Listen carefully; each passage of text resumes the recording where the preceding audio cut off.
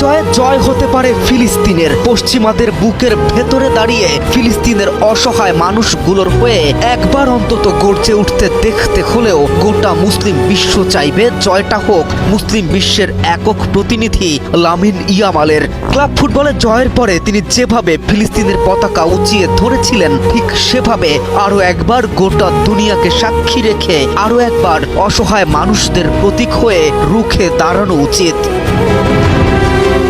খেলাধুলা অরাজনৈতিক, খেলাধুলায় ধর্ম টানা ঠিক নয়, এমন সুশীলতায় যারা বিশ্বাসী তারাই খেলাধুলাকে পুঁজি করে এবারের আসরে ছড়িয়েছে সীমাহীন নোংরামি, পদে পদে হাসিল করেছে রাজনৈতিক স্বার্থ, ধর্মীয় স্বার্থ।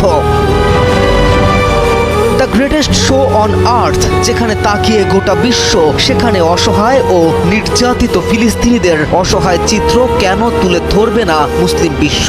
এটাই কি সেরা মঞ্চ নয়? যারা চোখ থাকতেও অন্ধ, যাদের বিবেকবোধ জাগ্রত হয় না, যারা চোখে দেখেও দেখে না গাজায় শিশুদের অসহায়ত্ব, তাদের চোখে আঙুল দিয়ে দেখিয়ে দিতে হলেও লামিনের বিশ্বকাপ জেতা উচিত। পূর্বের ন্যায় এবারেও জয়ের পরে ফিলিস্তিনের পতাকা উঁচিয়ে ধরা উচিত।